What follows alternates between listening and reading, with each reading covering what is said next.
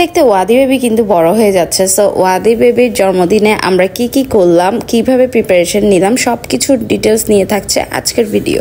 আসসালামু আলাইকুম everyone, this is Marjana from Ibrahim Marjana. আজকে সকাল সকাল ঘুম থেকে উঠেই কিন্তু লেগে পড়লাম এই কেক বানানোর জন্য। প্রতি বছরই কিন্তু ওয়াদি বেবির জন্মদিনে আমি কেক বানাই। যতটা কেক সবাই আনুক না কেন, আমার হাতের একটা কেক না বানালেই যেন আমার শান্তি লাগে না। আর ওয়াদি বেবি আমার হাতের বানানো কেক অনেক বেশি পছন্দ করে, তো ওর জন্য আজকে কেক বানাচ্ছি। আর ওয়াদি বেবির 4th ইয়ার বার্থডে সেলিব্রেট করার জন্য আছে কিন্তু আমি এভাবে চিন্তা করেছিলাম, একটা বোর্ডে হচ্ছে 4টা কেক বানাবো, যেহেতু ওর 4 বছর হয়েছে। সো এই চিন্তা করে এক বোর্ডের মধ্যে 4টা কেক যাতে একসাথে কাটতে পারে, এজন্যই এভাবে ডেকোরেশন করা। যাই হোক, আমি চকলেট কেক বেস দিয়ে কিন্তু আজকের কেকটা বানাচ্ছিলাম। আর এদিকে ফন্ডেন্ট বানানোর সময় হাতের অবস্থা দেখতে পাচ্ছেন। ওয়াদি বেবি থেকে জিজ্ঞেস করেছিলাম ও কিরকম কেক চাই, ও বলেছিল ওর কার কেক লাগবে। সো আমি ওর জন্য হচ্ছে কার কেকের থিম রেখে কেকগুলো বানাবো, আরো ওর ফেভারিট কার্টুনগুলোরও থিম দিব। দেখা যাক কেকটা কিরকম হয়। আসলে আমি মাথায় আইডিয়া করে কেকটা বানাচ্ছি,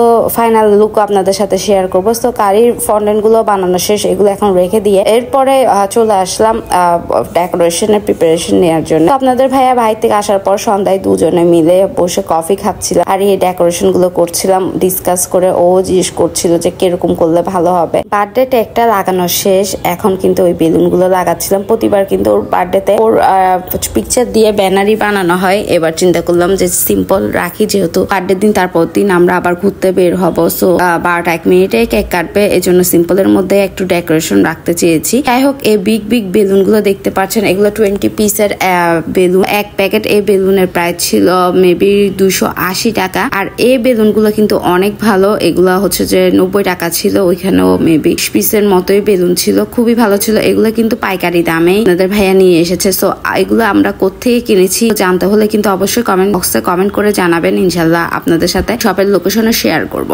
এরপরে কেক কাটার আগে 12টা 1 মিনিটে কিন্তু ওয়াদি বেবি কেক কেটেছিল। সো আমি 11টা 40-এর দিকে এই কেক গুলো সেটিং করে নিচ্ছি লাস্ট মোমেন্টে, কেননা এই ফন্ডেন্ট গুলো কিন্তু অনেক তাড়াতাড়ি মেল্ট হয়ে যায়, এজন্য কেক কাটার কিছুক্ষণ আগে এগুলোকে সব সেটিং করে নিলাম। আর এই শোরেফটার আরো হচ্ছে স্পাইডারম্যান, এই কার্টুন গুলো ওর অনেক বেশি পছন্দ, এই জন্য এগুলো পেপার গুলো প্রিন্ট করে এনে এভাবে টপার হিসেবে আমি ইউজ করেছি। টপার গুলো সব কিন্তু আমি বানিয়েছি। সো কেকটা দেখতে কেমন হয়েছে অবশ্যই কমেন্ট সেকশনে কমেন্ট করে জানাবেন। তো এই হলো আমার ডেকোরেশনের ফাইনাল লুক। এদিকে ওয়াদি বেবির জন্য কিছু গিফট এনেছিলাম, গিফট গুলোও কেকের পাশে রেখে দিলাম। আমি কিন্তু কোনো প্রফেশনাল বেকার না বা কোথাও থেকে কিন্তু বেকিং কোর্সও করিনি, জাস্ট হচ্ছে নিজে যতটুকু পেরেছি ততটুকুই হচ্ছে যে কেকটা বানালাম। এটাতেই কিন্তু ওয়াদি বেবি অনেক বেশি পছন্দ করে। সো আমার ছেলে হ্যাপি মানে আমরা হ্যাপি। তো এই ছিল আজকে ওয়াদি বেবির জন্মদিনের মানে 4th ইয়ার জন্মদিনের প্রিপারেশন ব্লগ ভিডিও। আপনাদের কাছে কেমন লেগেছে অবশ্যই কিন্তু কমেন্ট সেকশনে কমেন্ট করে জানাবেন। গিফটে ওয়াদি বেবিকে